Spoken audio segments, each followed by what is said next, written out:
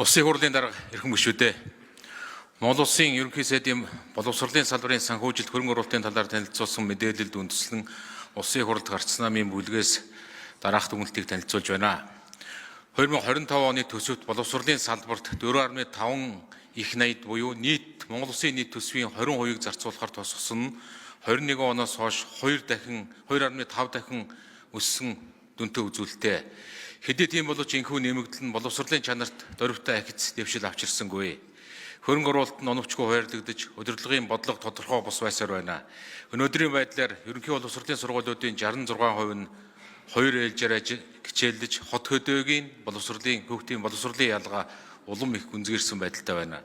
Хот байгуулалт, газар зохион байгуулалтын бодлогод сургуулийн газрын асуудал тусгагддаг нь ирээдүйн боловсролын хүртээмжид эрсдэл учруулж байна.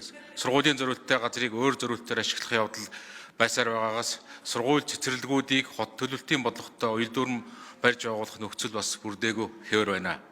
Сурагчдын эрүүл өсөлтийн суурь нь зохистой хоол тэжээл бөгөөд сургуулийн үдийн хоолны чанарыг сайжруулах бодлого зохион байгуулалт хангалтгүй байгаагаас бага дунд ангийн сурагчдын хоолны чанар шаардлагад нийцэхгүй байгаа гомдол бас тасрахгүй байна. Багшийн дутагдлыг арилгах зорилгоор олон жил ярьсан ч үр дүнтэй бодлого хэрэгжээгүй.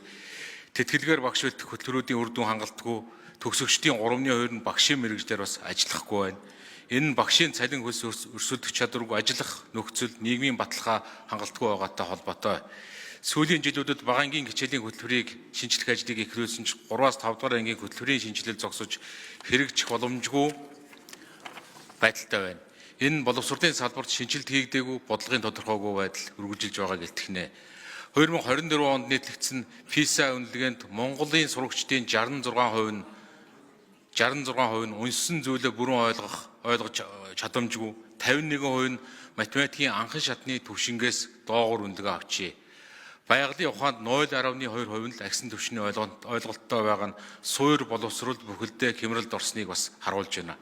Энэ үнэлгээ нь манай улсын боловсрол дэлхийн түвшинд явааг харуулсан ч засгийн газраас тодорхой бодиттой дүгнэлт шинжилэлт хийгдээгүй хэвээр байна. ЮНЕСКО 2019 онд Монголын боловсролын системд хийсэн үнэлгээнд хэлэхдээ хэсэгчлэн өөрчлөлт хийхэн үр дүнгүй. Эрс шинжилэл явуулах шаардлагатай. Үгүй бол том сорилтуудтай нүүр тулна гэж анхааруулсан. Мөн тус байгууллага Монголын боловсрол өрсөлдөөнд эдийн засгийн хэрэгцээг хангаж чадахгүй байна гэсэн дүгнэлт нь өнөөдрийн хөдөлмөрийн зах зээл дээр ил тодор бас илэрч байна.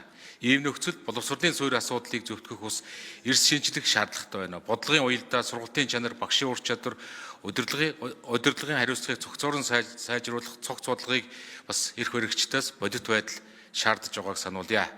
Анхаарал тавьсанд баярлалаа.